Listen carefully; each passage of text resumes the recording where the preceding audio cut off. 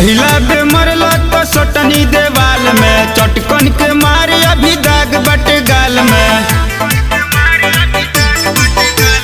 पहिला बे मरला तो सटनी देवाल में, चटकन के मारे अभी दाग बटे गाल में।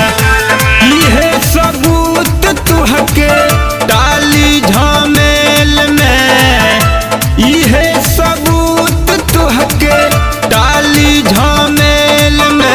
तो मरला चाटा कानवा यही करानवा भेजब जेल में, मरला चाटा कानवा यही करानवा भेजब जेल में, मरला चाटा कानवा।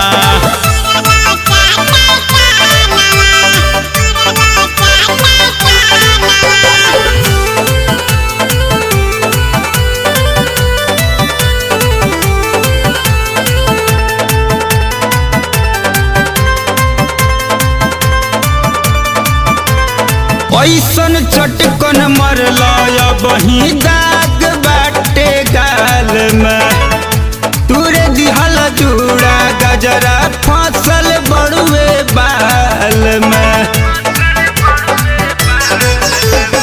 ऐसन चटकन मरला बही दाग बाटे गाल में, तुरे दिहल जूड़ा गजरा फसल बड़ुए बाल में। पुलिस बुलाइब होई एलमे के मेल में, पुलिस बुलाइब होई एलमे के मेल में।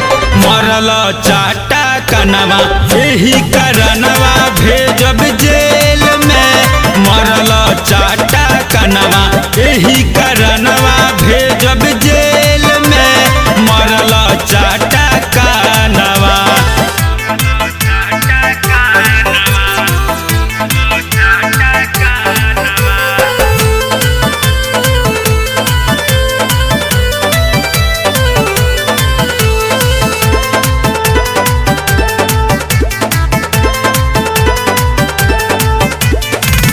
हमरो जे बात ना सुनवाई होई थाना में, ऊपर ले जाइब ना में आई ओकरो पना में।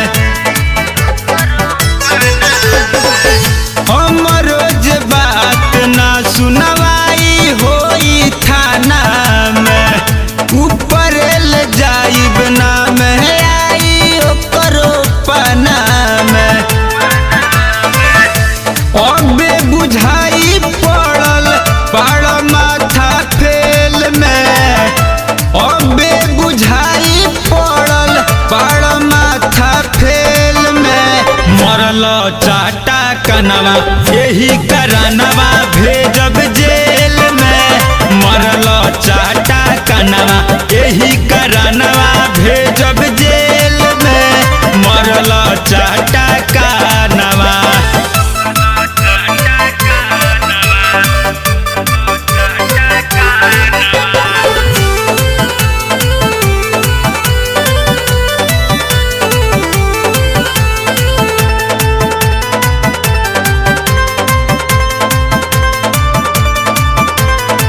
साजा सुनवाई होई दुख से छुटकारा, कवनो न मरद मारी में हरी के